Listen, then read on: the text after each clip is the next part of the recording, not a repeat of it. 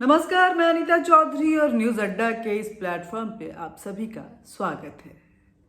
बात पश्चिम बंगाल की करें तो राजनीतिक पारा बिल्कुल परवान चढ़ रहा है, जहां एक तरफ बीजेपी जय श्री राम के उद्घोष के साथ ये दावा कर रही है कि 200 सीटों के साथ इस बार बीजेपी पश्चिम बंगाल में भगवा लहराएगी और सरकार बनाएगी।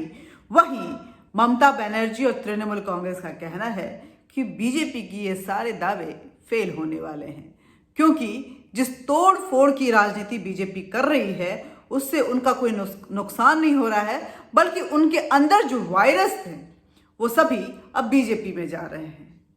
हालांकि ममता बनर्जी ने अमित शाह पे तोड़ फोड़ की राजनीति करने का आरोप लगाया है। इसके बाद बीजेपी की तरफ से जो जवाब आया है बंगाल की तृणमूल वाली ममता बनर्जी के लिए, उसमें यह कहना है उनका कि दीदी आप अपने गिरेबान में भी झांक कर देखिए, क्योंकि जो आपकी मूल पार्टी थी वो कौन थी? कांग्रेस थी। और जब आप उससे छिटक कर एक नई पार्टी बनाई तो क्या वो जोड़ तोड़ और फोड़ नहीं था जो आज ये आरोप लगा रही हैं?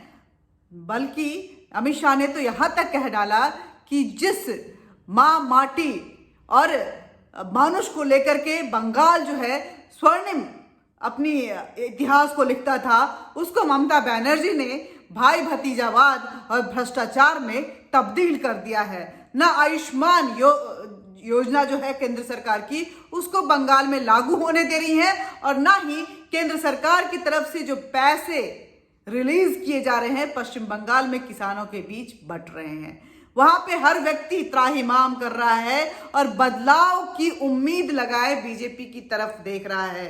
अमित शाह ने वादा किया है कि अगर बंगाल, जो कि पिछले कई दशकों से कांग्रेस लेफ्ट और तृणमूल को मौके दे रही थी, सिर्फ 5 साल अगर बीजेपी को देती है तो बीजेपी पश्चिम बंगाल को एक बार फिर से सोनार बांग्ला बनाने में कामयाब रहेगी और लोगों के जो उम्मीदें हैं उस पर खरी उतरेगी। लेकिन बात राजनीति की अगर करें तो राजनीतिक परवान पे है, और तृणमूल कांग्रेस और लेफ्ट सहित लगभग 72 से अधिक जाने माने दिग्गज नेता आज बीजेपी में शामिल हुए हैं अपनी अपनी पार्टियों को छोड़ के।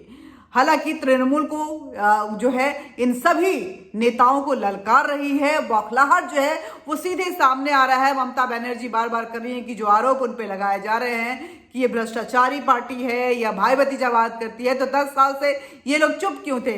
लेकिन सच्चाई तो ये है कि शुभेंदु अधिकारी, जो कि कम से कम पश्चिम बंगाल की 50 सीटों पे अपना दबदबा रखते थे, उन्होंने पार्टी पे आरोप लगाते हुए पार्टी छोड़ा है। यही नहीं, कई एक्स MP, मंत्री, जो MOS हैं, जिला अधिकारी, ऐसे कई नेता हैं जिन्होंने ममता बनर्जी के खिलाफ जो उनकी भ्रष्टाचार नीति है, जो उनकी भाई भतीजावाद की नीति है, उस पर आरोप लगाते हुए उनकी पार्टी को छोड़ दिया है और आज भगवा रंग में रंग गए हैं। देखना ये होगा कि जो भगवाकरण हो रहा है जिन जिन लोगों का इस बार पश्चिम बंगाल में बीजेपी में शामिल होके, आखिर उनके दम पे पश्चिम बंगाल में कितना भगवा लहराता है और किस तरह से सरकार बनती है। लेकिन एक बात तय है कि इस बार पश्चिम बंगाल की जो राजनीति है वो कहीं ना कहीं टकरार वाली राजनीति होगी।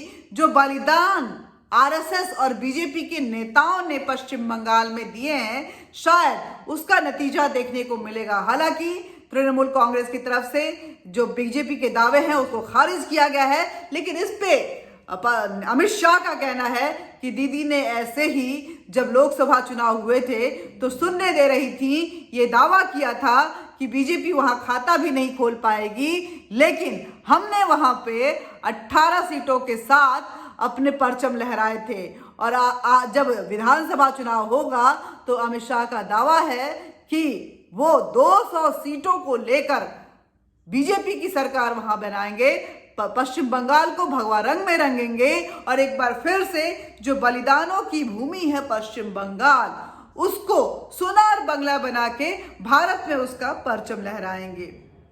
राजनीति तेज है, लेकिन एक बात तय है कि जो एक दबंगों वाली राजनीति पश्चिम बंगाल में चल रही थी, जिसको कि ममता बनर्जी अकेले जिसका बेड़ा उठाई हुई थी और आवाज उठाने पे उस आवाज को दबाने के लिए कोई कोर कसर नहीं छोड़ी जाती थी। शायद वो जो दबंगई वाला किले वाला तृणमूल कांग्रेस की सरकार है उसमें इस बार सेंध जरूर लगने वाला है।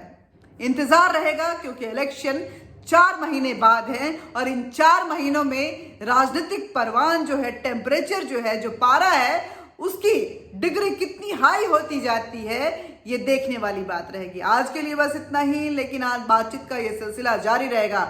लेकिन हमारे साथ आपका संवाद बना रहे इसके लिए जरूरी है कि आप हमारे चैनल को सब्सक्राइब करें और लाइक करें। नमस्कार।